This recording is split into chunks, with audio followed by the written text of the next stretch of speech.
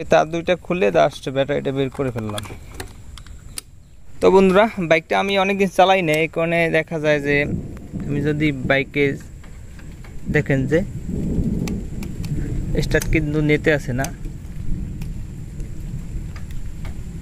দেখেন যে নিউট্রালের light off হয়ে যায়। আসসালামু আলাইকুম বন্ধুরা, সবাই কেমন আছেন? Welcome to my channel. তো বন্ধুরা, অনেকের বাইকের দেখা যায় কয়েকদিন রেখে দিলে, দেখা যায় 5-7 দিন রেখে দিলে বাইকের স্টার্ট লয় না, ব্যাটারিটা একটু ডাউন হয়ে যায়। তো এই ব্যাটারিটা দেখা যায় 1 বছর 2 বছর চালানোর পরে বাইকের ব্যাটারির পারফরমেন্সটা একটু ড্রপ করে। তো এই ব্যাটারির পারফরমেন্সটা কিভাবে আপনারা আপগ্রেড করতে পারবেন সেই জন্য আর কি ভিডিওটা। দেখা যায় অনেকের ব্যাটারিতে আপনার সেলফ স্টার্ট টোটালি নেয় না, দেখা যায় কিছুক্ষণ বাইকটা চালাইলে দেখা যায় একটু চার্জ হলে আবার নেয়। এই সমস্যাটা আজকে আপনাদেরকে সমাধান করে দেখাবো। তো সম্পূর্ণ ভিডিওর সাথে আমি আছি গরিব বাইকার ভাই মোল্লা আসিফ। তো সঙ্গেই থাকুন, আশা করি আপনারা আজকের ভিডিওটা থেকে অনেক গুরুত্বপূর্ণ একটা ইনফরমেশন পাবেন। তো এই সমস্যাটা সমাধান করতে হলে আমাদের যে কাজটি করতে হবে, আমাদের ব্যাটারিটা খুলতে হবে। তো এই তার দুইটা খুলে জাস্ট ব্যাটারিটা বের করে ফেললাম। তো আমার হাতে দেখতে পাচ্ছেন এটা হচ্ছে ব্যাটারির ইলেকট্রোলাইট জেল। তো এই জেলটা হচ্ছে এই ব্যাটারিতে দিতে হবে। তো এটা ব্যবহার বিধি নিয়ম আসলে লেখা আছে, দেখতে পাচ্ছেন লেখা আছে, এগুলো আসলে পড়ে নিতে হবে। তো আমার এই ব্যাটারিটা আমি প্রায় 3 বছরের মতো ধরে ইউজ করতেছি, এখনও চলে।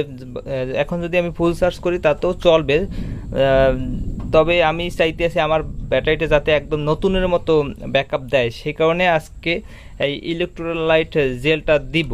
তো এটার পরিমাণ হচ্ছে, এটা যেহেতু আমার একটা 9 এম্পিয়ার ব্যাটারি, তো এখানে লেখা আছে যে 7 থেকে 12 মানে 9 এম্পিয়ারের জন্য 3 থেকে 5 মিলি, আর 3 থেকে 6, তা বাইকে সাধারণত 3 থেকে 6 আর 7 থেকে 12, এই 12 পর্যন্ত, 7 থেকে 12। তো 9 এম্পিয়ারই সবচেয়ে বড় ব্যাটারি হয় বাইকের ক্ষেত্রে। তো আপনাদের বাইকের এম্পিয়ার অনুযায়ী আপনারা দিবেন। তো 3 মিলি দিলেই হবে আপনাদের, যদি না জেনে থাকেন এম্পিয়ার।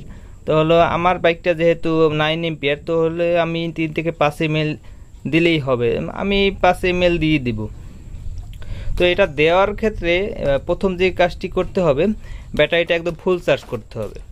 তো ফুল চার্জ করার জন্য আমার এটা দেখেন যে চার্জার আছে, তো এই চার্জার দিয়ে আমি ফুল চার্জটা করব।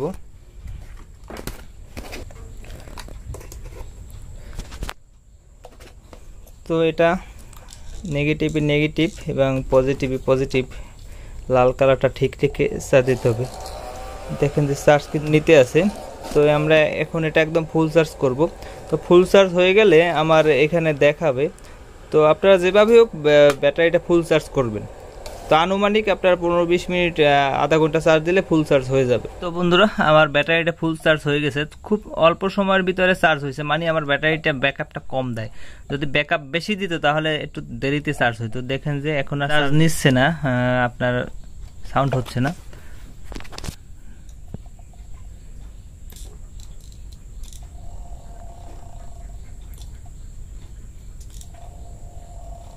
দেখেন যার নিচ্ছে না। তো আমরা এখন জেলটা ঢুকাবো। এখন যে কাজটি করতে হবে, উপরের এই ঢাকনাটা খুলতে হবে, এই ঢাকনাটা খুলতে হবে। তো এই ফাঁকার মতো জায়গাগুলো থেকে একটা কিছু দিয়ে,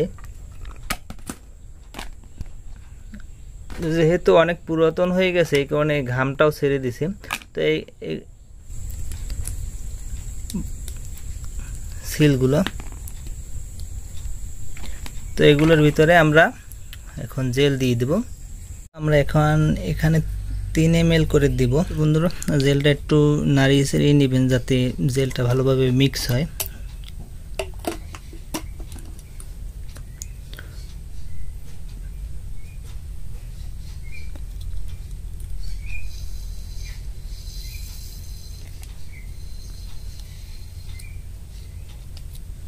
এভাবে একটা একটা করে দেয়া লাগবে, প্রত্যেকটা দেখাইতে গেলে ভিডিওটা লং হয়ে যাবে।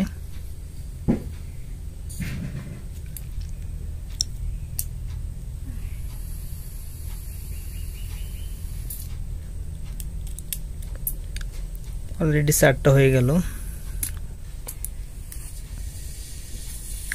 আমি 3.5 ml করে দিতে আছি, তো 3 ml আর এই পর্যন্ত 3.5 ml এর মতো।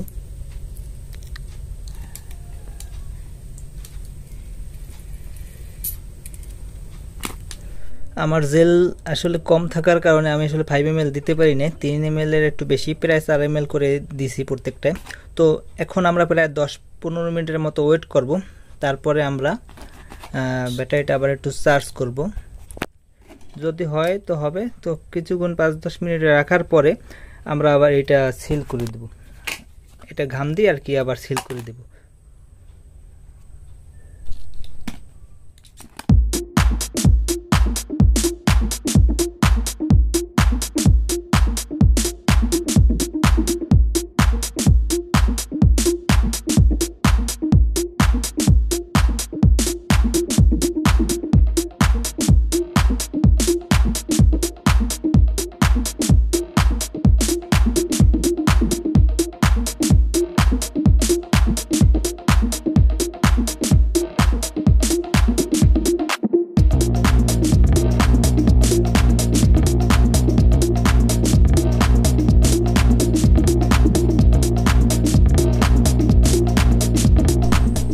তো বন্ধুরা, ব্যাটারিটা আবার আগের মতো কানেকশনটা দিয়ে দিতে হবে।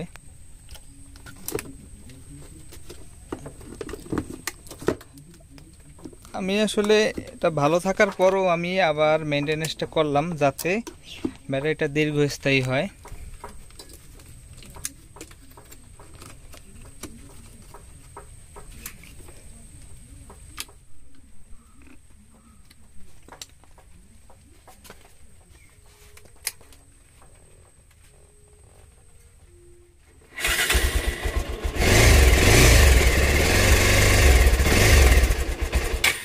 তো বন্ধুরা, ভিডিওটি ভালো লাগলে লাইক, কমেন্ট, শেয়ার আর সাবস্ক্রাইব করুন, এবং যারা অলরেডি সাবস্ক্রাইব করেছেন তাদেরকে অসংখ্য ধন্যবাদ। গরিব বেকারির সাথেই থাকুন। Save rate, save life. Allah হাফেজ।